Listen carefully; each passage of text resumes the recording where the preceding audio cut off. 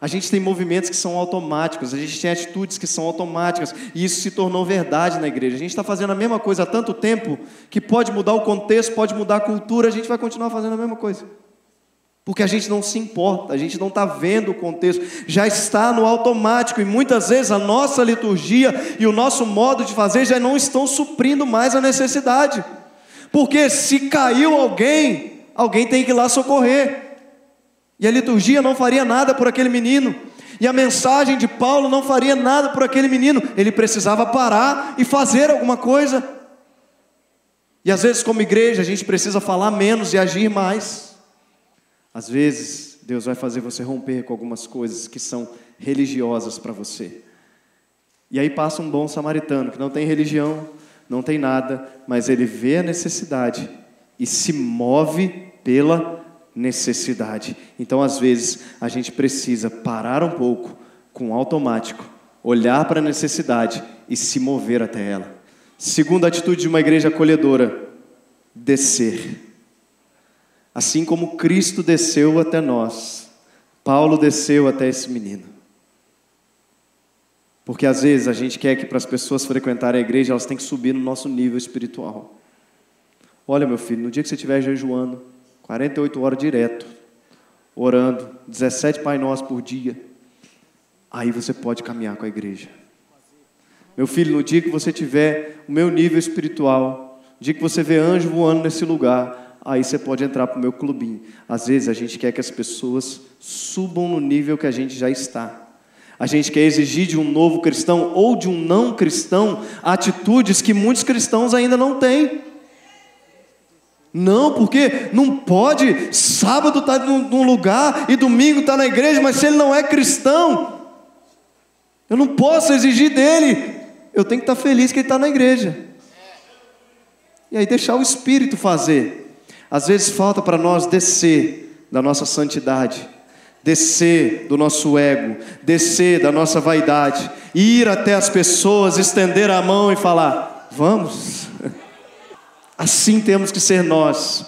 Às vezes a gente precisa descer, olhar no olho daquelas pessoas que estão com dificuldade e dizer: uma vez eu estava aqui, mas o Senhor me salvou, e agora você pode andar em novas realidades, em novos caminhos e em novos lugares. Primeira atitude de acolhimento é parar a liturgia e se mover pela necessidade. Segunda é descer. Paulo desce. Terceiro, Paulo se inclina, diz: porém descendo, inclinou-se sobre ele. Se inclinar é mostrar interesse, é mostrar que você se importa. Quando você se inclina para ouvir alguém, quando você se inclina na direção de alguém, você mostra interesse sobre o que a pessoa está falando, ou sobre a necessidade da pessoa. Então, quando Paulo se inclina sobre aquele menino, ele está dizendo: não importa o que está acontecendo lá em cima, não importa se tem uma multidão lá em cima, eu me importo com essa vida que se perdeu. Por isso que Isaías diz que os ouvidos do Senhor estão sempre inclinados para ouvir o nosso clamor, porque o Senhor se interessa pela sua oração, meu irmão. Porque ainda que a gente não tenha estrutura, ainda que a gente não tenha dinheiro, ainda que a gente não tenha nada, se Deus está nos entregando vidas, então é isso que importa. Se pessoas estão sendo transformadas, a gente pode estar num brejo sem nada, mas se vidas estão sendo transformadas, nós nos sentimos realizados no Espírito Santo. Ainda que eu não tenha dinheiro, ainda que eu não tenha estrutura, ainda que eu não tenha fama, ainda que eu não tenha nada, se pessoas estão sendo alcançadas, então é tudo o que importa. Quarta atitude: Paulo, primeiro, para a liturgia, se move pela necessidade. Segundo, ele desce. Terceiro, ele se inclina. Quarto, ele abraça. Diz: inclinou-se sobre ele e abraçando. O abraço tem um poder que a gente nem imagina, meus irmãos. O abraço mostra uma intimidade mais profunda. Você não abraça um estranho na rua, você abraça as pessoas com quem você tem intimidade. E aí a gente vê porque a intimidade ela vai crescendo, né? Começa com um aperto de mão, aí depois vai um abracinho de lado, Aí depois vai um abracinho diagonal, que não é de frente ainda. Aí depois você consegue abraçar a pessoa de frente. Aí vai avançando os estágios. Porque abraço mostra intimidade. Abraço mostra relacionamento. O abraço mostra que eu vou além do ritual para construir um relacionamento com você. Só que como igreja, nós nos acostumamos com o ritual da paz do Senhor. Às vezes tudo que uma pessoa precisa para receber vida novamente é de um abraço seu. É de um carinho, é de cultivar uma amizade, um relacionamento que vai ajudá-la na caminhada. Então Paulo abraça, e ele não abraça um corpo vivo não, ele abraça um corpo morto. Ele abraça um corpo morto, porque ainda que esteja morto, ele cria que um abraço poderia trazer vida de volta para aquele rapaz. E quinto, Paulo profetiza. Então, uma igreja acolhedora para a liturgia e se move pela necessidade, desce para alcançar as pessoas, se inclina sobre pessoas, abraça pessoas e profetiza sobre a vida delas. Paulo abraça um corpo morto, profetizando vida, porque Paulo sabia que ainda que a vida não estivesse naquele jovem, a vida estava nele. Igreja, nós precisamos parar de procurar a vida onde não tem e entender que a vida quem carregamos somos nós que servimos a Cristo. E a partir do momento que a gente abraçar, ainda que esteja morto, vai voltar a viver. A partir do momento que a gente começar a profetizar, ainda que seja um vale de ossos secos, esse vale se tornará um deserto. Ainda que esteja acabado, a vida vai ser trazida de volta. Então, como igreja, a gente precisa abraçar aqueles que precisam e profetizar vida, porque ainda que esteja morto, vai voltar a viver.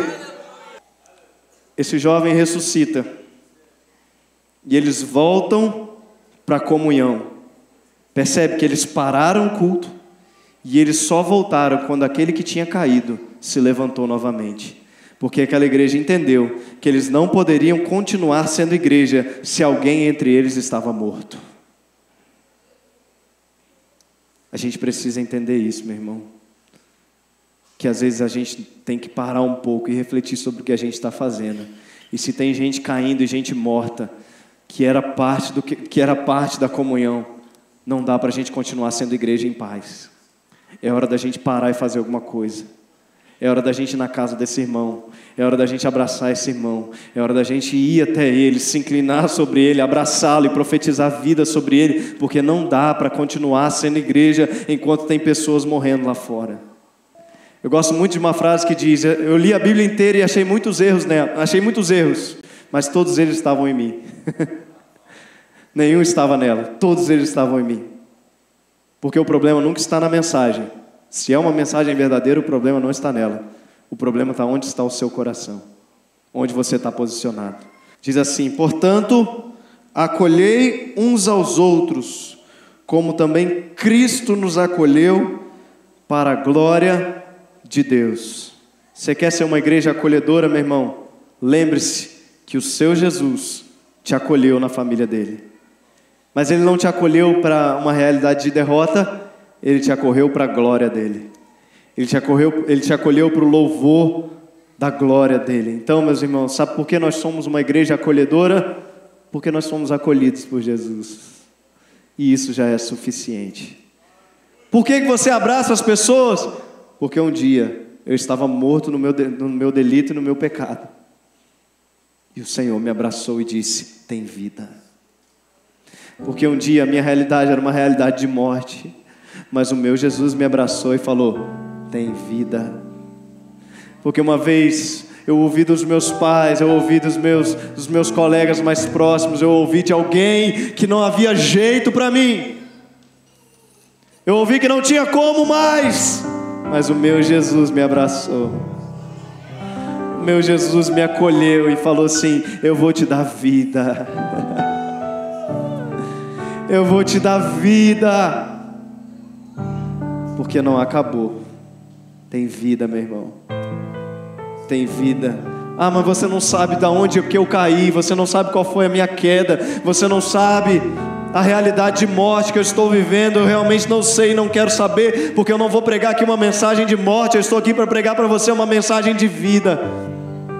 Eu estou aqui para te dizer que ainda que você esteja morto nessa noite, o Senhor te abraça e diz: eu te dou vida, e vida em abundância.